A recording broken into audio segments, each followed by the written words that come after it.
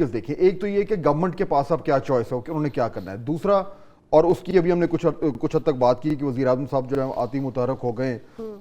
آج پشاور بھی گئے ہوئے تھے, وہاں پہ بھی انہوں نے مختلف اقدامات کیے. تو ان کا جو ایک طریقے سے جو ایک کہیں کہ ٹریولنگ شروع ہو گئی ہے, وہ بیٹھ کے بند کمروں کے میں بیٹھ کر, اور وہ ابھی اپنی گورننس نہیں کر رہے. دوسری طرف اپوزیشن کو آپ دیکھ لیں, اپوزیشن نے اتوار کو روز جو ہے وہ اعلان کیا ہوا ہے کہ احتجاج کا, اور اس کے حوالے سے بڑی زور و شور سے وہ تیاریاں بھی کر رہے ہیں. آج بھی ٹویٹس ہوئی ہیں, پریس کانفرنسز بھی ہو رہی ہیں, سوشل میڈیا پہ بھی جو ہے وہ اپنے اس کو موبلائز کرنے کی تمام تر کوششیں ہو رہی ہیں. اچھا اب دیکھیے, میں اس کو نا تھوڑا سا لارجر کانٹیکس میں دیکھ رہا ہوں بطول, اور یہ اگر ہم جو روزمرہ کی جو ایونٹس ہیں وہ تو امپورٹنٹ ہے ہی ہیں, لیکن تھوڑا سا کبھی کبھار ہمیں زوم آؤٹ کرنا پڑتا ہے. اب آپ دیکھیں کہ اپوزیشن کے پاس کیا چوائسز ہیں اور حکومت کے پاس کیا چوائس ہے. پہلے ہم بات کر لیتے ہیں حکومت کی. شہباز شریف صاحب دوسری بار وزیر اعظم بنے ہیں, اور بہت حد تک ہمیں نہیں پتا کہ وہ آگے 5 سال بعد کیا ہوگا. یہاں تو 3 سال کا بھی نہیں پتا ہوتا, یہاں تو 6 مہینے کا نہیں پتا ہوتا کیا ہوگا. لیکن لیٹس اسیوم کہ وہ 5 سال پوری اپنی مدت گزار لیتے ہیں. لیٹس اسیوم 5 سال بہت ٹائم ہوتا ہے. شہباز صاحب کا جو پورا جو ان کی ریپوٹیشن تھی ایز اے پولیٹیشین, وہ پنجاب کے چیف منسٹر کے طریقے سے تھی, اور جب انہوں نے 10 سال کے بعد وہ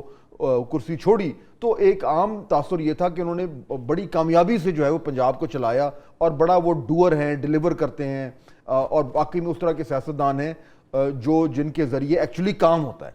جو 16 مہینے کی ان کی گورنمنٹ تھی ایز پرائم منسٹر, اس میں ان کے بہت چیلنجز تھے, بہت سارے کولیشن کے الگ پرابلمز, اور لڑائی جھگڑا, سازش وغیرہ وغیرہ, اور ٹائم بھی بڑا کم تھا, الیکشن بھی سر پہ تھے. تو وہ اس طریقے سے اس 16 مہینے میں تو کچھ خاص کام نہیں ہو سکا, بس اسٹیبلائز کرنے کی کوشش چلتی رہی. اب آیا ہے موقع,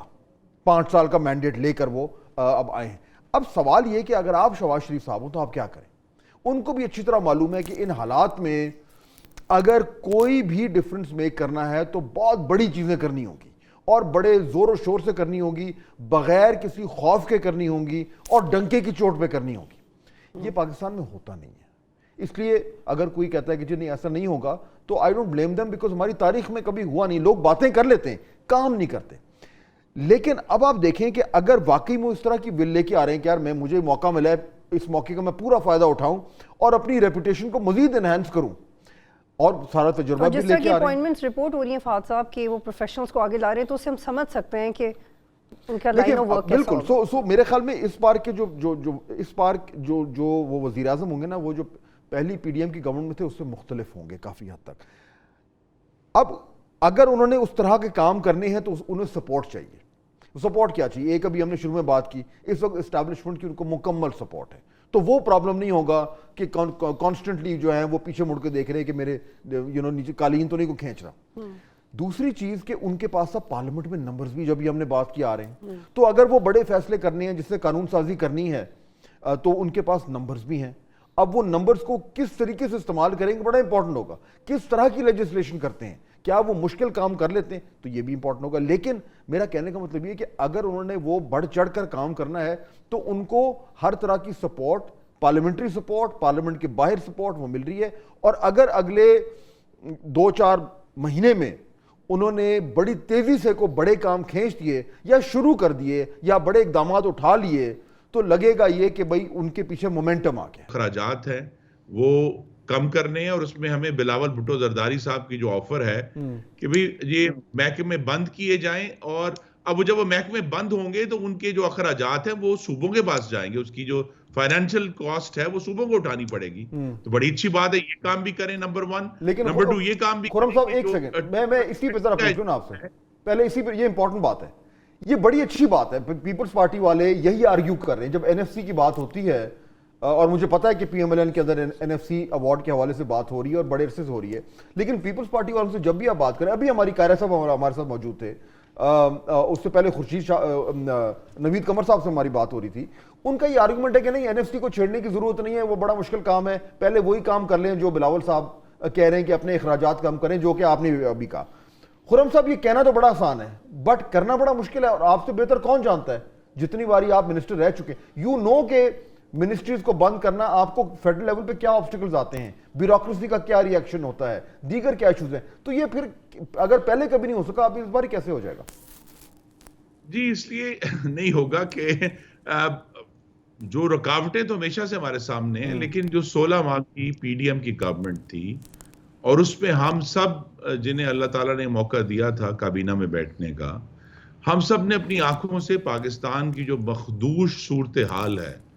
اور اس کو درست کرنے کے لیے کس قسم کے غیر معمولی اقدامات شہباز شریف کو کرنے پڑے، ہم نے اپنی آنکھوں سے دیکھے ہیں، اور یہ کوئی خوبصورت منظر نہیں تھا، یہ بڑا ایک مشکل وقت تھا۔ تو لہذا جو صوبے اپنی ذمہ داری فائنینشیل اٹھائیں گے، جس میں این ایف سی کی تبدیلی کی ضرورت نہیں ہے، این ایف سی کے اندر صرف جو چیز پروپوزل ہے اور وہ رہے گا کہ جو صوبوں کی انٹیج ہے اس میں کوئی تبدیلی نہ کی جائے، لیکن اس کے اندر پھر آزاد جموں کشمیر، گلگت بلتستان اور جو سابق فاٹا کے ہماری کمٹمنٹس ہیں وہ بھی صوبوں کی پرسنٹیج میں سے پوری کی جائیں، کیونکہ وہ بھی صوبے ہیں، وہ بھی پاکستان کے شہری ہیں، کیونکہ وفاق کے اوپر جو اس وقت آئی تھنک سب سے بڑا کرائسس ہے۔ ٹھیک ہے، تو ایک تو یہ ہو گیا، دوسرا 62 63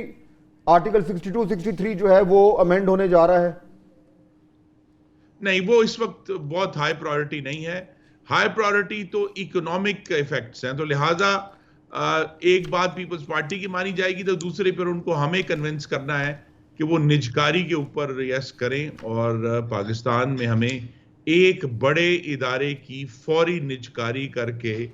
دنیا پر اپنی سنجیدگی ظاہر کرنی ہے کہ یہ جو نئی حکومت ہے شہباز شریف صاحب کی قیادت میں، بالکل ٹھیک ہے، یہ واقعی بزنس ایز یوزول نہیں ہے، اور ہمیں اس کو یہ تو لہذا اس میں سب سے جو کلیئر اس وقت کینڈیڈیٹ ہے وہ پی آئی اے ہے، لیکن پوری دنیا یہی سمجھتی ہے کہ پاکستان کی جو پولیٹیکل گورنمنٹس ہیں ان میں اس کی سنجیدگی نہیں ہے کہ وہ یہ کام کر سکتے۔ میں آرٹیکل 62 63 کی اس لیے کہہ رہا ہوں کیونکہ پہلی بات تو یہ ہے کہ اس کی وہ کیا شو کرے گا، وہ شو کرے گا ریزالو، یعنی وہ یہ شو کرے گا کہ جو اتنا مشکل ترین کام ہے، اتنا جو جس کے اوپر اتنے زیادہ جو ہے لوگوں کی سینسٹیوٹیز ہیں، وہ اگر یہ گورنمنٹ کر گئی تو